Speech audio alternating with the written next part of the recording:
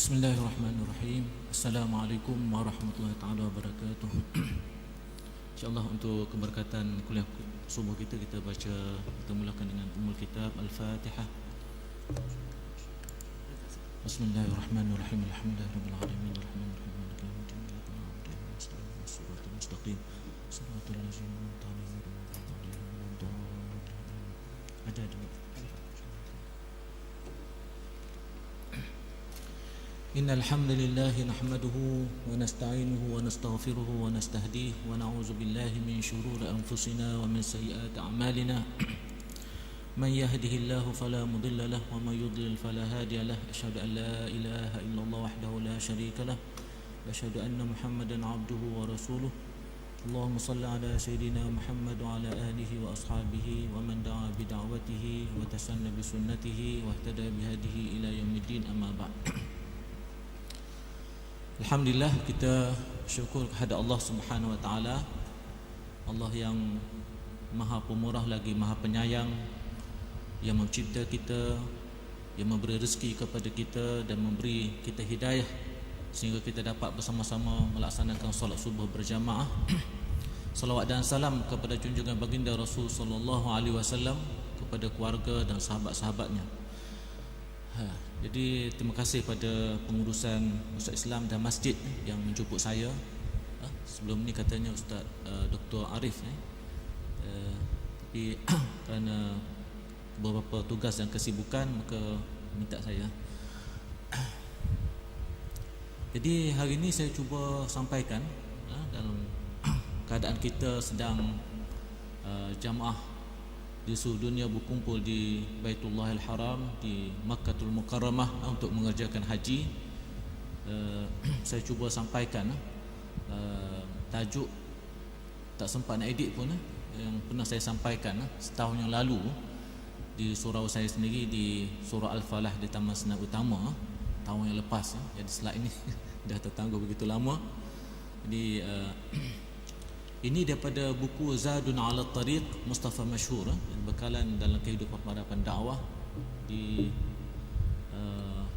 Ana beranggapan bahawa kita semua mestilah sebagai duat, sebab disebut dalam surah Fussilat, firman Allah Subhanahu wa taala, "Wa man ahsanu qawlan mimman da'a ila Allah wa 'amila salihan wa qala innani minal muslimin." Jadi Allah Subhanahu wa taala menyebut, "Wa man ahsanu qawlan mimman da'a ila Allah." Siapakah yang lebih baik perkataannya, ucapannya, kata-katanya? Mimman da'a ila Allah, siapakah yang lebih baik kata-kata dan ucapan selain daripada orang yang menyuruh kepada Allah? Mimman da'a ila Allah wa 'amila salihan, dan orang yang beramal saleh, wa qala innani minal muslimin, dan dia mengaku bahawa dia adalah termasuk golongan muslim, orang menyerah diri kepada Allah Subhanahu wa taala. Jadi menyuruh kepada Allah Subhanahu wa taala merupakan tugas kita. Tidak semestinya ada rasmi, maknanya ada organisasi-organisasi tertentu, tapi tuan-tuan dan anak-anak, adik-adik sini semua adalah duat. Sebab Rasulullah menganjurkan kepada kita, balighu anni walau ayah, sampaikan kepada umat manusia walaupun satu ayat yang kamu pelajari daripadaku. Jadi insya-Allah pada pagi ini anda cuba sampaikan satu daripada tajuk-tajuk dalam buku itu, ialah mengenai bekalan ibadah haji untuk para duat. Jadi haji boleh dilihat daripada berbagai perspektif. Haji dilihat dari segi pengurusan, haji dilihat dari segi hukum-hukum, rukun dan juga syarat, wajib haji, rukun haji dan sebagainya. Tapi kita lihat ada satu aspek lagi, iaitu bagaimana kaitannya ibadah haji dengan para duat, para pendakwah duat. Kata jamak daripada da'i, dia pendakwah kepada Allah Subhanahu wa taala, yang saya ambil daripada buku Zadun ala Tariq ditulis oleh Mustafa Masyhur. Jadi dalam pendolan disebutkan antara bekalan keimanan yang wajib diambil oleh para pendakwah Islam dalam perjalanan mereka menuju akhirat ialah melaksanakan ibadah haji ke Baitullahil Haram. Ini anak-anak di sini mungkin yang belum lagi berkesempatan menunaikan haji, ada cita-cita, kerana dia merupakan salah satu daripada rukun Islam yang wajib kita sempurnakan. Kita perlu menabung dan sebagainya untuk membolehkan kita cukup perbelanjaan dan untuk kita sampai ke Baitullahil Haram. Saya saya tahun lepas mendaftarkan anak saya 40 tahun akan datang. Kalau kita ikut cara muassasah begitulah, 40 tahun akan datang baru ada peluang. Tambah pula kota kita sudah pun dikurangkan sebanyak 20%. Jadi makin kuranglah. Harap mungkin 5 tahun akan datang dah masjid dapat diperbesarkan, maka kota kita akan ditambah insya-Allah. Jadi antara bekalan keimanan yang wajib kita ambil ialah kita lihat aspek bagaimana menunaikan haji. Jadi dalam amal haji ini, haji merupakan kemuncak daripada rukun Islam kita, kerana yang lain-lain dapat kita kerjakan di negara kita sendiri. Sedangkan haji ini kita memerlukan pengorbanan untuk meninggalkan warga kita, sanak saudara mara kita, negara kita sendiri, dan kita perlu pergi ke satu negara yang jauh berbeza dari segi cuacanya dan kedudukannya berbanding dengan negara asal kita, iaitu di Malaysia kita ini. Dan kita dilaporkan sampai semalam ada, tak saya 5 orang jamaah haji kita yang meninggal dunia di sana dan dikuburkan di sana. Di kebanyakan jamaah haji kita ni ialah maknanya mereka yang sudah uzur dan berumur. Mudah-mudahan anak-anak di sini, tuan-tuan mungkin di sini pun ada yang dah dalam haji. Maknanya kita berazam untuk bersungguh-sungguh kalau boleh kita tunaikan haji dalam umur kita 40 tahun ke bawah ni, dan kita masih lagi bertenaga, kerana memerlukan pengorbanan, memerlukan pergerakan, tenaga fizikal selain pada kerohanian dan yang tinggi untuk kita menyempurnakan rukun dan juga wajib haji. Jadi ibadah haji dianggap sebagai satu dinamo Rabbani, satu tenaga Rabbani yang paling kuat untuk melahirkan tenaga potensi iman yang hebat dalam diri pendakwah.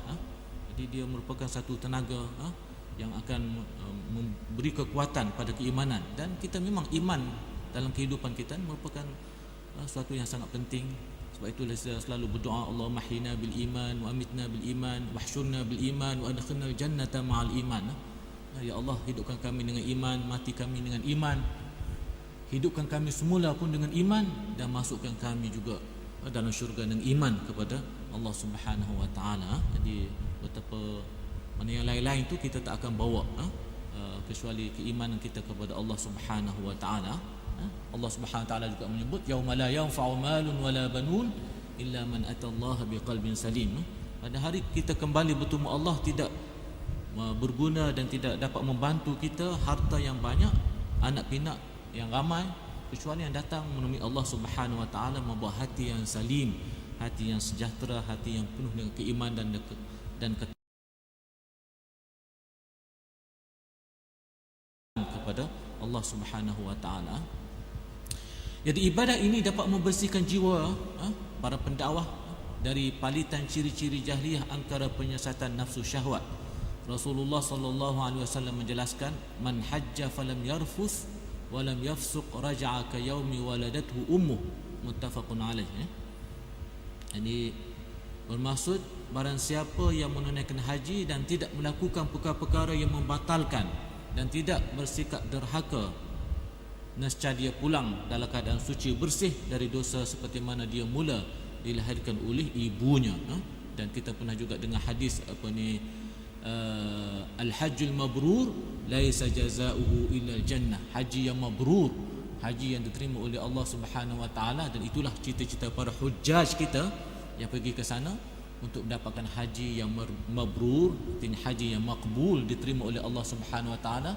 Kata Rasulullah sallallahu alaihi wasallam, al-hajjul mabrur, haji yang mabrur tidak ada balasan kecuali syurga Allah Subhanahu wa taala. Kemudian Rasulullah sallallahu alaihi wasallam juga bersabda, wa yaqul Rasul sallallahu alaihi wasallam, al-umratu ila al-umrati kafaratun lima bainahuma wal hajjul mabrur laisa lahu jazaa'un illa al-jannah. Beliau menyatakan ibadah umrah yang pertama yang diikuti dengan umrah yang berikutnya menebus dosa-dosa antara period keduanya, manakala haji yang mabrur tidak ada ganjaran yang setimpal dengannya melainkan syurga Allah Subhanahu wa taala.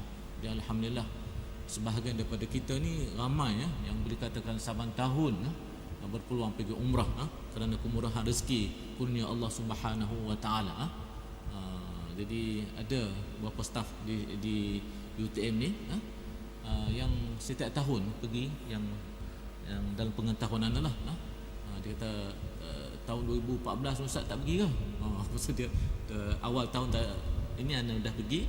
Dia pernah ada dan dia setiap tahun dah pergi dan dia bertanya, kata wallahu alam lagi, insya-Allah kalau ada rezeki kita pergi dan dia sudah mendaftar untuk pergi umrah lagi. Awal tahun ni dia bawa 2 orang anak perempuannya, ni dia nak bawa 2 pula anak lelaki dia. Oleh kerana bezanya pahala haji ini, Allah mewajibkan para hambanya menunaikan ibadah haji Baitullahil Haram. Jadi firman Allah Subhanahu Wa Taala dalil gesaan dan juga sarana supaya kita mengerjakan haji. Firman Allah Subhanahu Wa Taala, walillahi 'alan nasi hajjul baiti man istata'a ilaihi sabila wa man kafara fa innallaha ghaniyyun 'anil 'alamin. Suara ustaz taklah saya sedap ustaz imam kita alhamdulillah. Allah telah mewajibkan kepada manusia menunaikan haji ke Baitullah, iaitu barang siapa yang mampu pergi menunaikannya. Walillahi 'alan nas hajjul baiti man istata'a ilaihi sabila. Jadi menjadi kewajipan ke atas manusia untuk mengerjakan haji ke Baitullah kepada mereka yang ada kemampuan. Itu barang siapa yang mampu pergi menunaikannya. Barang siapa yang kafir, sesungguhnya Allah Maha Kaya untuk memerlukan apa-apa dari alam seluruhnya. Jadi Allah Subhanahu Wa Taala Ghaniyyun 'anil 'alamin, tidak memerlukan apa, kita yang memerlukan Allah Subhanahu Wa Taala. Jadi kita berdoa banyak-banyak supaya kita ada peluang menjadi tetamu Allah Subhanahu Wa Taala, duyufur rahman, duyufullah Subhanahu Wa Taala. Dalam Sahih Bukhari dan Muslim ada satu hadis yang diriwayatkan daripada Ibnu Umar mengatakan bahawa Nabi pernah bersabda, bunyal islamu ala khamsin, syahadatu an la ilaha illallah wa anna muhammadar rasulullah wa iqamis salah wa ita'iz zakah wa shaumi ramadan wa haji baitillahil haram.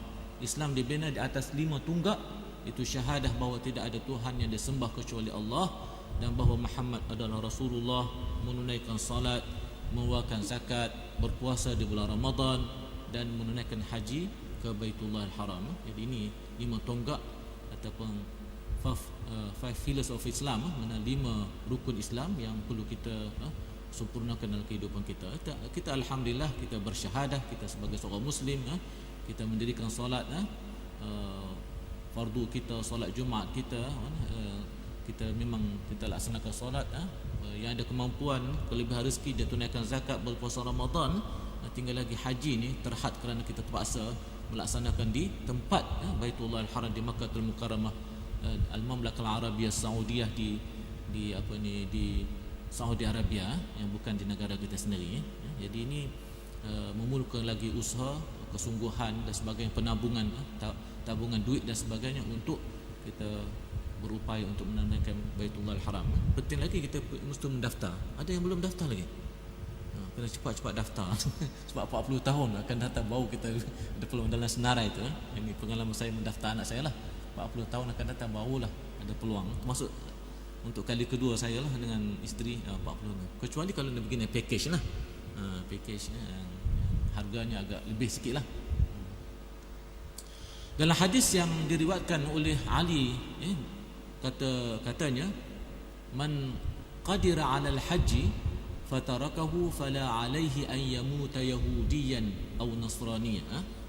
Barang siapa yang mampu melaksanakan ibadah haji tetapi tidak melaksanakannya, tidak mengapalah sekiranya dia mati dalam keadaan Yahudi dan Nasrani. Fala alaihi. Jadi ini macam satu teguran, walaupun bahasanya sangat halus tetapi merupakan satu amaran yang keras kepada kita semua.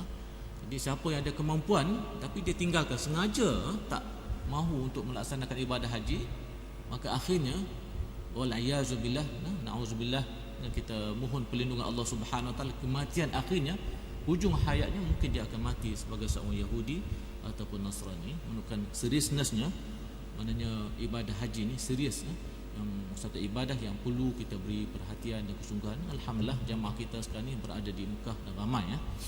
Sama hari saya ada TV Hijrah, ada Astro, saya tengok memang. Dan malam tadi pun bincang tentang haji dengan tetamu itu Profesor Madya Dr. Halina Siraj, berbincang tentang aspek-aspek kesihatan yang perlu ada. khususnya wanita-wanita kita yang pergi ke haji mengenai haid bagaimana dan cara-cara untuk mendapat suntikan yang tadilah. Jadi sesungguhnya ucapan Rasulullah yang berupa wasiat pada Abi Zar, wa hujjatan li'azaimil umur, tunaikanlah haji untuk menghadapi hal-hal yang gawat. Jadi tunaikanlah haji. Haji itu dalam orientasi pelaksanaan ibadah haji itu sendiri, bentuk-bentuk haji itu sendiri dengan tawafnya, dengan sa'inya, dengan kita ibadah-ibadah yang lain, pergi melontar dan sebagainya, wajib haji itu maknanya merupakan hal-hal yang gawat. Manusia daripada seluruh dunia berkumpul di situ, berasak-asak dan sebagainya. Jadi ini tunaikanlah haji. Jadi ini merupakan satu latihan kerana dalam kehidupan kita pastinya kita menghadapi kegawatan. Saudara-saudara kita di Palestin, di Mesir, di Syria, mereka menghadapi ujian-ujian sampai kepada ramai kurban-kurban nyawa yang mati dan sebagainya dalam krisis yang mereka hadapi di negara mereka. Terdapat gesaan untuk secara sukarela melaksanakannya jika sekiranya haji itu sunat. Tetapi jika ia merupakan haji yang wajib, tentulah lebih mendesak jika dikerjakan. Jadi haji sunat umrah lah maksud dia. Jadi kalau dia yang wajib, yang sekali saja, yang pertama kali itu, yang wajib kita laksanakan, tentulah dia lebih lagi mendesak. Maknanya kerana tanpanya kita tak dapat melengkapkan rukun Islam yang menjadi tunggak pegangan kita. Rasulullah SAW terus meninggalkan kepada kita sunnah-sunnah, memperbanyakkannya penunaian haji dan umrah secara sukarela. Jadi selain pada kita menunaikan yang wajib itu, dan kita sekali dalam kehidupan kita merupakan satu yang fardu, kita berusahalah untuk menyempurnakannya. Ini jelas daripada hadis yang diriwayatkan oleh Abu Hurairah radhiyallahu anhu bahawa Nabi SAW bersabda, "Ya ayyuhan nas, inna Allah qad farada 'alaikumul hajja fahujju." Faqala rajulun, "Akullu 'amin ya Rasulullah?" Fasakata hatta qalaha thalathan. Faqala Rasulullah sallallahu alaihi wasallam, "Law qultu na'am لوجبت ولما استطعتم ثم قال ذروني ما تركتكم فإنما هلك من كان قبلكم بكثرة سؤالهم واختلافهم على أنبيائهم فإذا أمرتكم بشيء فأتوا منه ما استطعتم وإن نهيتكم عن شيء فدعوه." Jadi agak panjang juga. Jadi hadis ini bermaksud, wahai saudara-saudara sekalian, Allah Subhanahu wa taala telah mewajibkan pada kalian ibadah haji, maka laksanakanlah haji itu. Kemudian tampil seorang bertanya kepada Rasulullah sallallahu alaihi wasallam, "Adakah mesti tiap-tiap tahun ya Rasulullah? Aqul amin ya Rasulullah? Tiap-tiap tahun ke ya Rasulullah?" Bagi dia berdiam, tidak menjawab sehinggalah orang tersebut mengulanginya sampai 3 kali. Tanya dan tanya lagi. Jadi hatta qalaha salasan, tak puas hati Pak Rasulullah diam, fasakata. Jadi akhirnya Rasulullah respon, baginda berdiam diri, tidak menjawab sehingga orang tersebut mengulanginya sampai 3 kali. Baginda menjawab, "Kalau aku menjawab ya, nescaya ia akan menjadi wajib dan pasti kamu tidak mampu." Kalau kata Rasul, kalau aku kata, kamu tanya, desak supaya aku jawab. Kalau aku kata ya, maka dia akan menjadi wajib dan pasti kamu tidak mampu. Tengok jamaah haji kita, masjid-masjid kita, orang tua kita, Masya Allah, dia menabung tu mungkin sampai 20 tahun, 30 tahun untuk dapat mana 10,000, 12,000 untuk menunaikan haji. Jadi Masya Allah. Jadi cuba bayangkan kalau tabungan itu dibuat dalam usaha yang sudah lanjut, mungkin dia tak mampulah. Jadi kalaulah di kemampuan dari segi keuangan, kemampuan dari segi kesihatan, itu pun yang perlu kita ambil kira. Jadi jemaah-jemaah haji kita yang tua tu maknanya itulah, kerana tak mampu, dia usia muda, tak mampu nak kumpulkan duit, maka tak dapat laksanakan haji. Jadi anak-anak di sini, adik-adik dia berusahalah untuk supaya dapat tabungan itu dibuat lebih awal, dan kita mendaftar supaya kita dapat laksanakan. Jadi hadis itu tak berakhir sampai itu saja. Kemudian baginda bersabda lagi, "Usah ditanya apa yang aku biarkan, kerana orang yang sebelum kalian binasa adalah justru mereka terlalu banyak bertanya dan kecenderungan mereka untuk menyalahi nabi-nabi mereka. Jangan banyak soal. Jadi kalau dia kata hajjul bait walillahi 'alan nas hajjul baiti man istata'a ila sabila, mana sekali haji maka terimalah itu merupakan firman Allah Subhanahu wa taala, kefarduan ditentukan oleh Allah Subhanahu wa taala. Dan apabila Rasulullah sebut Islam itu dibina atas 5 tonggak itu, dan antaranya yang terakhir ialah menunaikan haji, maka jangan tanya lagi berapa kali, banyak kali dan sebagainya, kan itu akan menyusahkan kamu. Jika aku memerintahkan kamu lakukan sesuatu, maka lakukanlah sekadar yang kamu mampu. Jika aku cegah kamu daripada melakukan sesuatu, maka tinggalkanlah. Jadi apabila Rasulullah suruh kita lakukan sesuatu, maka ikut sunnahnya kita lakukanlah sekadar yang kita mampu, yang termampu dengan yang terbaik. Tetapi apabila dia cegah, kita tinggalkan semua perkara itu. Jadi kalau Rasulullah suruh kita berpuasa, kita lakukanlah yang terbaik, sekadar mampu kita. Jangan sampai yang disebutkan ada 3 orang zaman Rasulullah SAW, ada yang kata saya nak puasa, nak puasa setiap hari. Jadi inilah mungkin ibadah yang boleh mendekatkan ibadah aku dengan contoh ibadah baginda Rasulullah SAW. Ada yang kata tak nak kahwin. Ada yang ketiga apa? Kita lupa dah. Jadi kemudian apabila ditanya kepada Rasulullah pun sebutlah, aku ni seorang nabi, seorang rasul, aku berpuasa dan aku juga berbuka, aku ankahul an-nisa, aku juga berkahwin dengan wanita-wanita, aku beribadah dan aku juga tidur. Tidaklah mana setiap hari lakukan ibadah sampai mana turun badan kita. Inna li nafsika 'alaika haqqan wa li ahlika 'alaika haqqan, pada dirimu ada hak yang perlu kita sempurnakan. Hak kita, hubungan kita dengan Allah Subhanahu wa taala, ibadah. Hak kita juga ialah untuk sihat dan sebagainya. Muslim tu dia sihat, al-mu'minul qawi, dia mesti qawi, kuat dari segi keimanannya, kuat dari segi tubuh badannya untuk melaksanakan tugas-tugas secara seimbang. Dia secara seimbang. Jadi kita jangan terlalu kuat satu aspek sehingga kita terlalu pula obvious pula terlalu pula mengurangi hak-hak yang perlu kita juga tunaikan dalam kehidupan kita.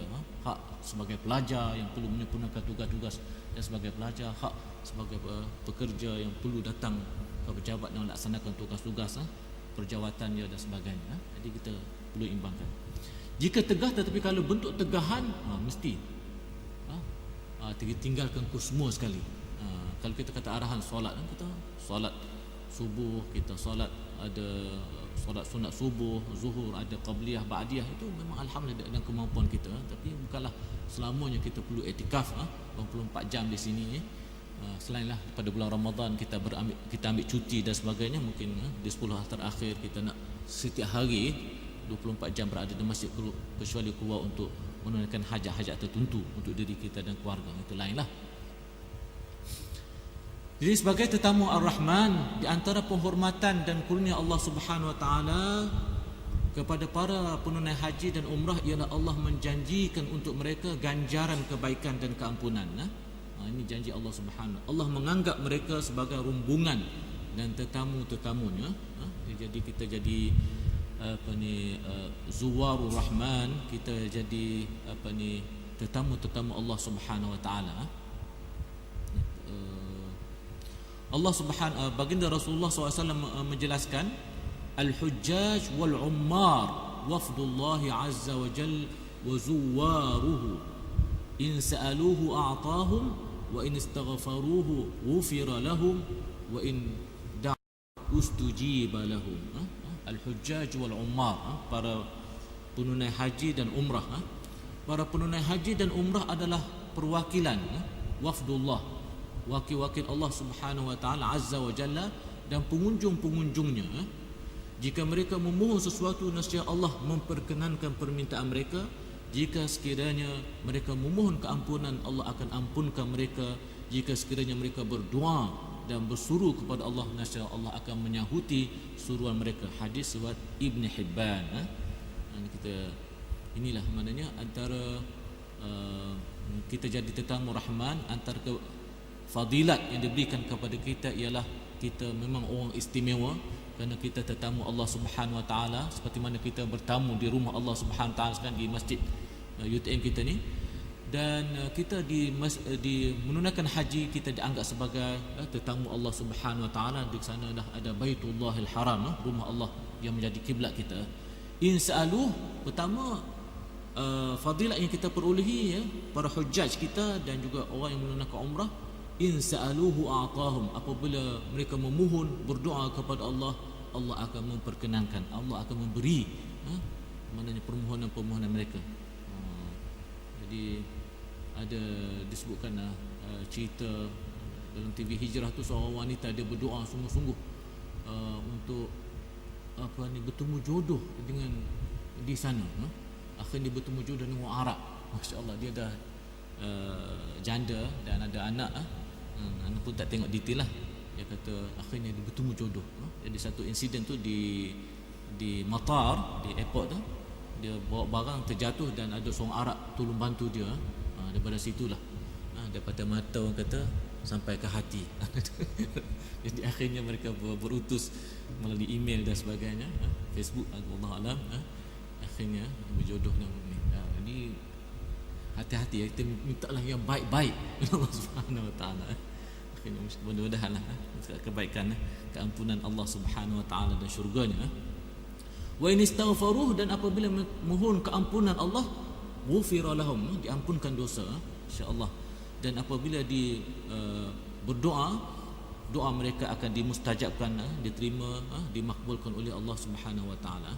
Alangkah bertuahnya menjadi tetamu Allah, alangkah mulianya mendapat habuan kurnia Allah di tempat yang paling mulia dan diberkati.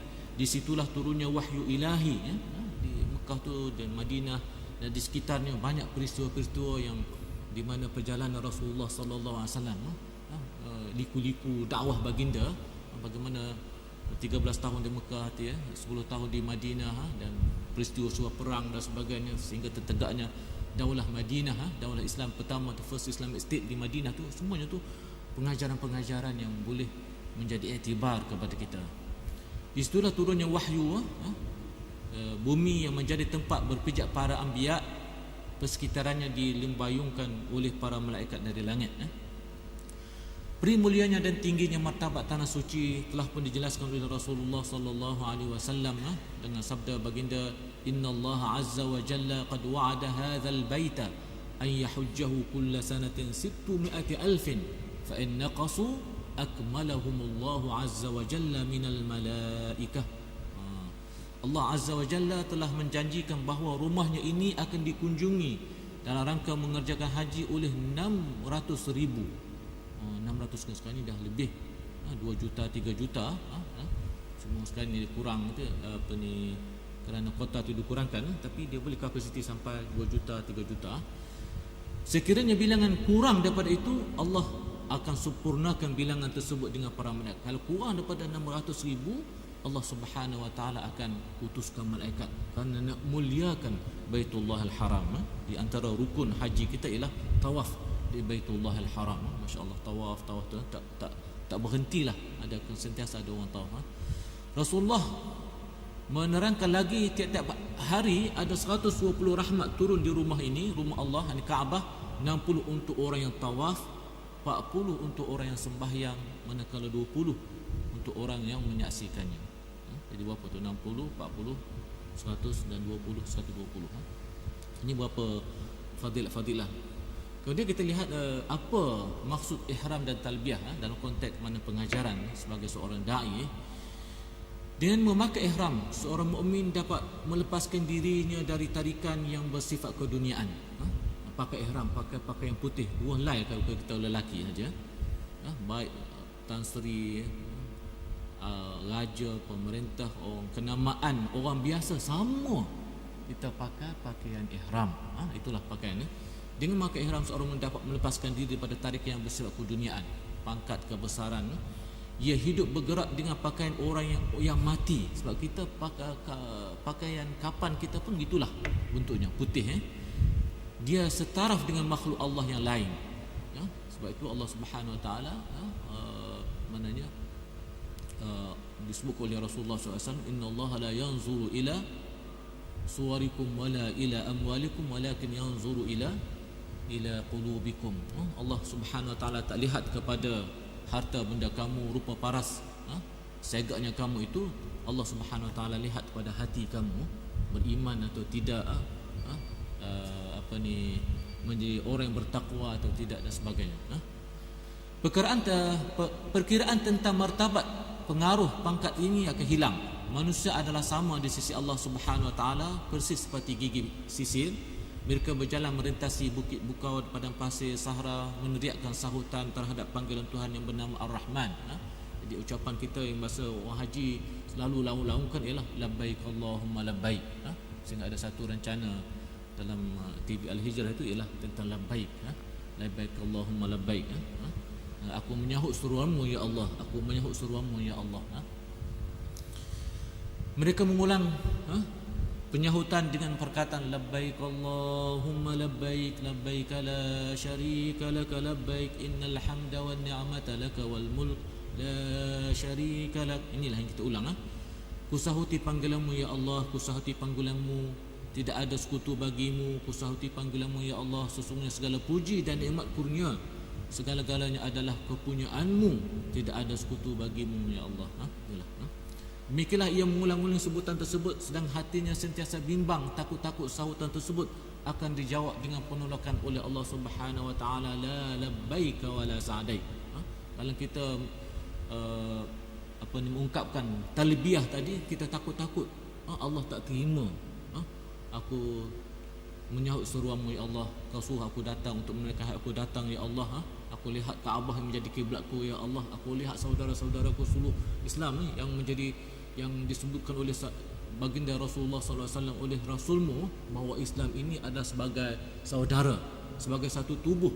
Mana-mana anggota tubuh yang sakit, semuanya merasai sakit, demam dan juga berjaga malam. Jadi real kita lihat seluruh dunia. Walaupun universiti kita pun ada ramai foreign student, pelajar-pelajar antarabangsa, tetapi lagi sana ramai dengan semuanya pakai ihram, semuanya maknanya qiyam, semuanya rukuk dan sujud. Tanda ubudiyah mereka, ubudiyah kita sama-sama kepada Allah yang Maha Esa.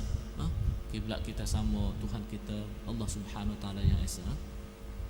Jadi dalam keadaan yang seperti itu ada juga kebimbangan. Harusnya mana seorang dai, seorang muslim bimbang dan takut, sebab kita diajar supaya maknanya al-khauf war raja perlu seimbang.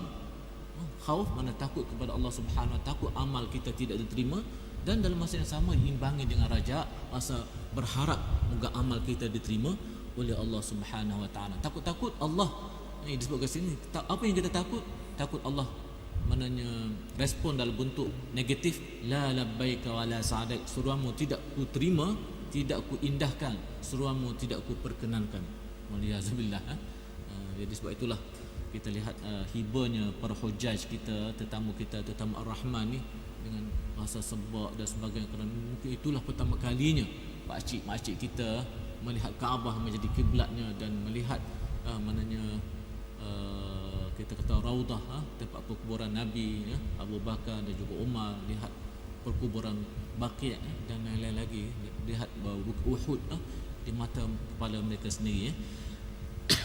Jadi mereka datang dengan penuh pengharapan, dengan pengorbanan wang ringgit, tinggalkan saudara mara dan sebagainya, mahu supaya mereka dapat satu saja haji yang mabrur, haji yang diterima oleh Allah Subhanahu Wa Taala, dan mengharapkan dengan itu mudah-mudahan mereka menjadi calon syurga Allah Subhanahu Wa Taala.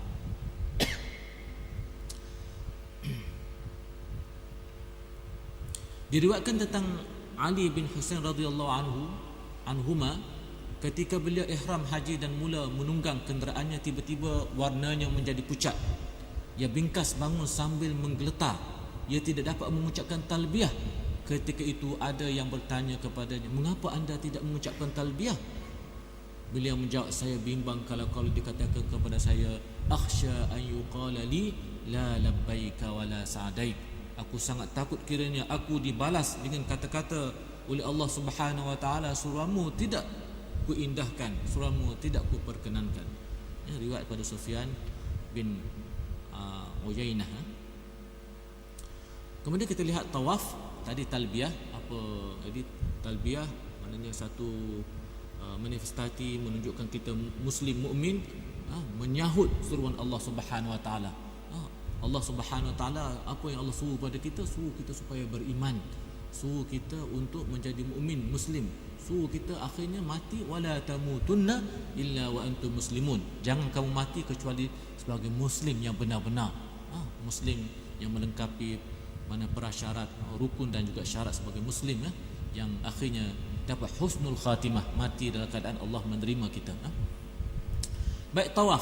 Dengan ibadah tawaf, manusia dapat berhubung dengan makhluk alam tinggi. Ketika itu dia seolah-olah melakukan perbuatan yang sama seperti yang dilakukan oleh malaikat-malaikat yang melingkari ataupun yang tawaf di sekeliling arash. Jadi kalau manusia tawaf di Kaabah, malaikat tawaf di alam yang tinggi sana, itu di arash Allah Subhanahu Wa Taala. Keadaan ini dilukiskan oleh Al-Quran dalam firman Allah seperti berikut: wa taral malaikata haffina min hawlil arshi yusabbihuna bihamdi rabbihim wa qudiya bainahum bil haqqi wa qila alhamdulillahi rabbil alamin. Dan kamu Muhammad akan melihat malaikat-malaikat berlengkar di sekeliling arash, bertasbih sambil memuji Tuhan, dan diberi putusan di antara hamba-hambanya dengan adil, dan diucapkan segala puji bagi Allah Tuhan semesta alam. Artinya bukan kita saja yang memperhambakan diri kita kepada Allah Subhanahu Wa Taala, ada makhluk-makhluk yang lain, itu malaikat juga bertasbih kepada Allah Subhanahu Wa Taala dan mengelilingi arash, min haulil arsh yusabbihuna bihamdi rabbihim. Malaikat melihat bertasbih sambil memuji Allah. Hafina min haulil arsy yusabbihuna bihamdi rabbihim. Malaikat Allah Subhanahu Wa Taala merupakan junudullah, tentera Allah Subhanahu Wa Taala. Dan di majlis-majlis ilmu seperti ini pun malaikat bersama-sama kita. Kita teringatkan hadis Rasulullah sallallahu alaihi wasallam yang disebut riwayat daripada Abi Hurairah radhiyallahu anhu, "Majtama'a qaumun fi baitin min buyutillah yatluna kitaballah wa yatadarasunahu bainahum illa nazalat alaihimus sakinah wa hafathumul wa ghashiyatuhumur rahmah wa hafathumul malaikah wa dzakarahumullahu fi man 'indah." Majtama'a qaum, kata Rasulullah sallallahu alaihi wasallam, sabda baginda, tidak ada mana-mana perhimpunan yang berkumpul di rumah Allah Subhanahu Wa Taala. Macam tuan-tuan lah, berkumpul di rumah Allah Subhanahu Wa Taala di masjid sini. Fi baitin min buyutillah, di rumah-rumah Allah Subhanahu Wa Taala, kecuali dia dapat 4 kurnia Allah Subhanahu Wa Taala, 4 fadilat. Pertama, illa nazalat alaihim sakinah, akan turunnya rasa sakinah, rasa tenang. Tuan-tuan rasa tenang kan? Berada di rumah Allah Subhanahu Wa Taala, tuan-tuan sedang beribadah, kita semua sedang beribadah, kita semua berniat iktikaf di rumah Allah Subhanahu Wa Taala. Kemudian yang kedua, wa ghasyatuhum rahmah, kita dapat rahmat Allah Subhanahu Wa Taala.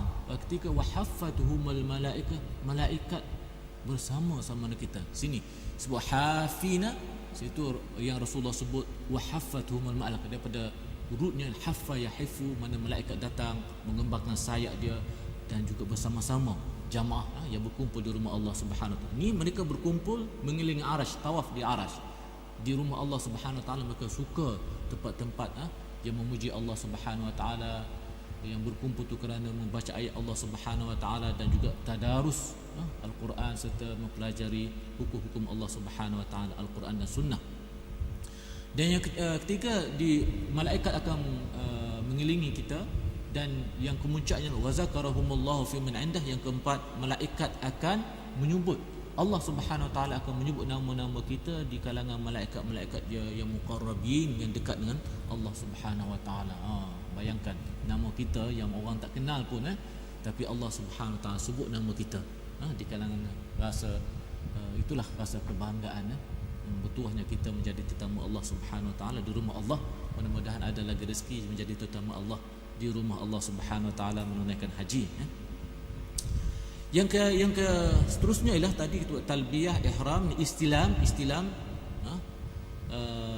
Kita biasa bila kita ke Kaabah kita ada istilam. Dengan istilam atau menyentuh Hajarul Aswad, seorang dai merasakan bahawa ia sedang membai'ah Allah Subhanahu Azza wa Jalla, baik itu mematuhi segala perintahnya, berjuang mengikut landasan agamanya. Bai'ah ini adalah bai'ah yang memang berat. Macam kita sentuh Hajarul Aswad, kita kucuk Hajar Aswad, kita istilam.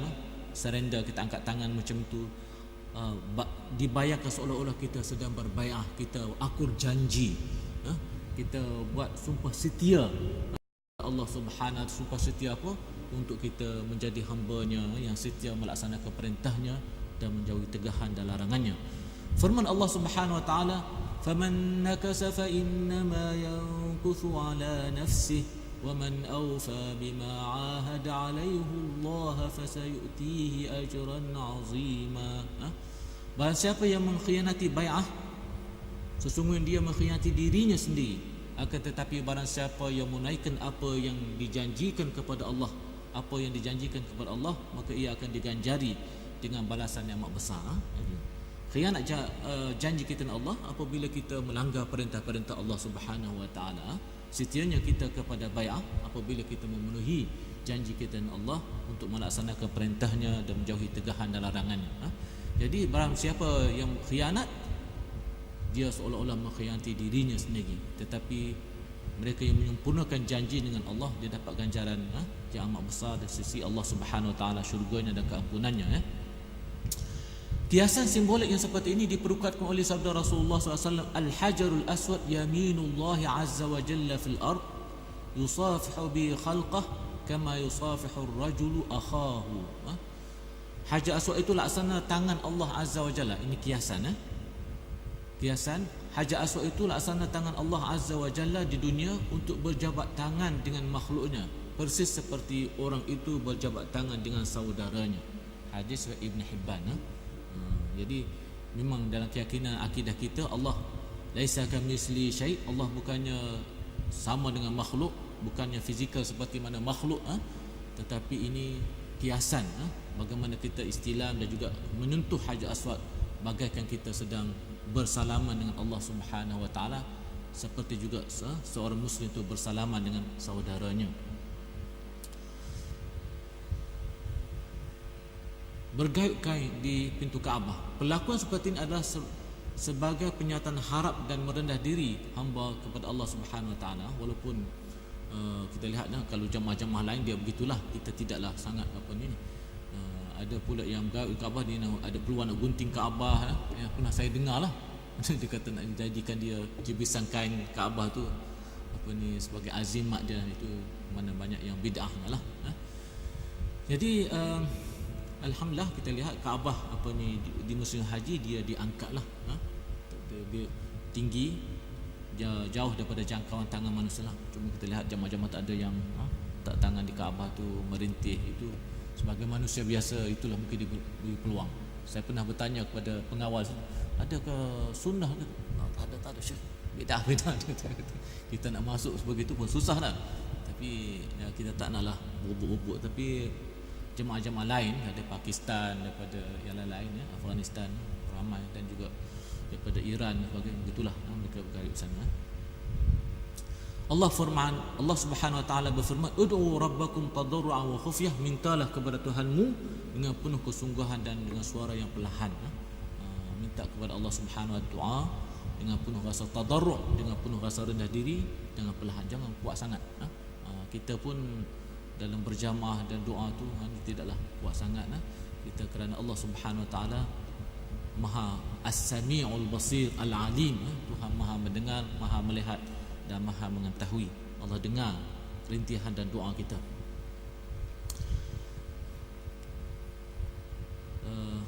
Jadi Rasulullah sallallahu alaihi wasallam bersabda, "Iza ahabba Allahu 'abdan ibtalahu hatta yasma' tadarru'ahu." Musa al-Firdaus li-Dailami wa qala sallallahu alaihi wasallam, "Iza da ahadakum falyu'azzim ar-raghbata fa inna Allah la yata'azamu syai'." Apabila Allah kasihkan seseorang, Allah mengenakannya dengan sesuatu cubaan sehingga Allah mendengar ringgikan, rintihan permintaan yang bersungguh-sungguh darinya. Iza ahabballahu 'abdan ibtalahu. Apabila Allah kasih pada seseorang hamba tu, Allah ibtalahu, Allah akan uji dia kerana Allah mahu mendengar rintihan-rintihan daripadanya. Allah nak, ya Allah, ya Tuhanku, ampuni dosaku, ya Allah, aku banyak dosa. Jadi memang Allah suka dengar rintihan-rintihan kita ni. Kemudian dilanjutkan lagi, izada ahadakum, apabila seseorang kamu berdoa, dia mestilah Ada terjemah sini. Dan sesiapa daripada kamu yang berdoa, maka hendaklah dia menaruh harapan yang besar. Falyu'azzim ar-raghbata. Dia hendaklah bersungguh-sungguh namanya, maknanya melahirkan rasa raghbah, rasa sungguh-sungguh supaya permohonan dia tu diterima oleh Allah Subhanahu Wa Taala.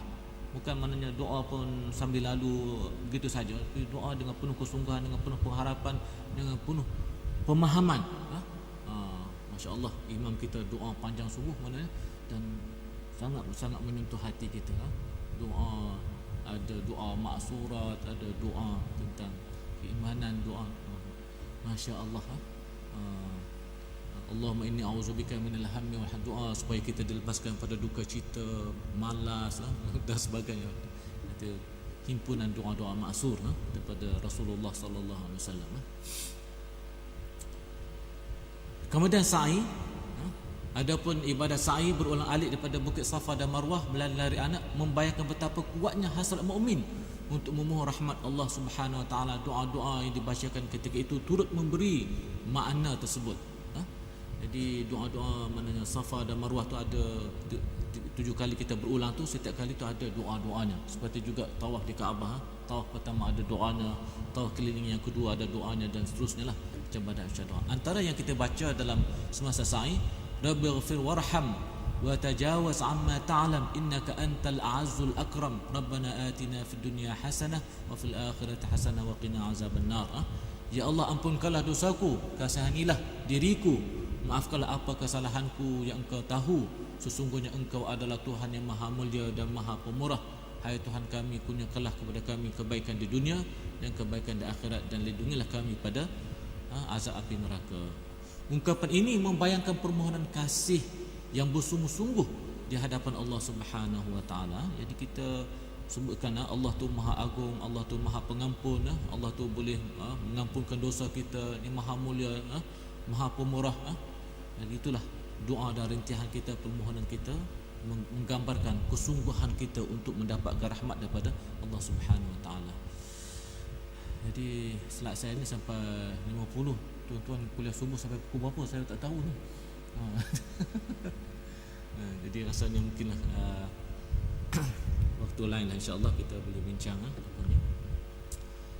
panjanglah, saya pun tak nak ambil banyak masa tuan-tuan. Jadi mudah-mudahanlah kita boleh bincang waktu lagi, dan saya difahamkan saya diberi peluang untuk kuliah subuh beberapa kali, mungkin menggantikan Ustaz Arif lah, dan saya akan gunakan buku Al-Iman wal Hayah, Iman dan Kehidupan oleh Yusuf Al-Qardawi. Jadi insya-Allah waktu yang lain, tapi tak sempat lagi. Jadi kali ini dia mudah-mudahan insya-Allah taala, mudah-mudahan hari ini lebih baik daripada hari semalam. Itulah niat kita, azam kita, insya-Allah. Jadi sekian saja, saya mohon maaf lah pada tuan-tuan kerana masa. Biasa kuliah lain ada pukul 7, ada 7.30 pun ada. Tapi itulah mungkin waktu lain lah kesempatan. Saya pada Senin utama ada beberapa urusan. Jadi maksudnya apa yang dihuraikan di sini ialah mengenai beberapa amalan ketika kita menunaikan haji. Kita hanya sempat lihat apa maksud talbiyah, hikmat di sebalik talbiyah, kemudian tawaf, kemudian apa kita sebut tadi, istilam, yang belum kita sempat lagi kita lihat tentang sa'i. Ini sini sa'i, ada tentang kurban dalam haji yang tak berpeluang pergi tunai haji. Kita di sini kita disuruh berkurban, dan kurban merupakan satu tuntutan satu daripada rukun bai'ah kita ialah at-tadhiyah, berkurban di jalan Allah Subhanahu Wa Taala. Jadi mudah-mudahan insya-Allah, bukanlah saya yang menyampaikan lebih baik pada tuan-tuan, saya pun berazam untuk menjadi orang yang baik. Kita syurga Allah Subhanahu Wa Taala sangat luas. Mudah-mudahan kita semua masuk syurga Allah Subhanahu Wa Taala. Jadi Rasulullah sebut semua orang masuk syurga illa man aba. Semua orang masuk syurga kalau orang yang tak mau. Jadi kata Rasulullah, siapa bila ditanya kepada siapa yang tak mau masuk syurga ya Allah, kata Rasulullah, siapa ikut cara hidupku ni maka itulah calon-calon syurga. Siapa yang menolak cara hidupku maka itulah calon-calon yang tak mahu masuk syurga Allah Subhanahu Wa Taala. Masya-Allah, kita semua nak masuk syurga. Kita takut azab Allah Subhanahu Wa Taala, insya-Allah. Yaqulu qawli hadza wa astaghfirullah li wa lakum wa billahi taufiq wal hidayah. Wassalamualaikum warahmatullahi wabarakatuh. Kita tangguhkan tasbih kafarah surah Al-Asr. Subhanakallahumma wa bihamdika asyhadu an la ilaha illa anta astaghfiruka wa atubu ilaik. Bismillahirrahmanirrahim. Al-'asr innal insana lafi khusr illal ladzina amanu wa 'amilus shalihat wa tawassaw bil haqq wa tawassaw bis sabr. Kuliah saya di Taman Seni Utama, saya menggunakan Islam dan juga manusia, buku Haruddin, Selasa malam Rabu. Jadi kalau tuan-tuan berminat, ada kelapangan masa, Taman Seni Utama, tempat saya lah, Selasa malam Rabu, kuliah Maghrib. Di sini saya dah kumpulkan ni folder kitab Al-Iman wal Hayah, tapi belum lagi lah. Ni baru mukaddimah dia. Jadi insya-Allah akan datang kita guna buku ni lah insya-Allah. Wabillahi taufiq wal hidayah. Wassalamualaikum warahmatullahi wabarakatuh.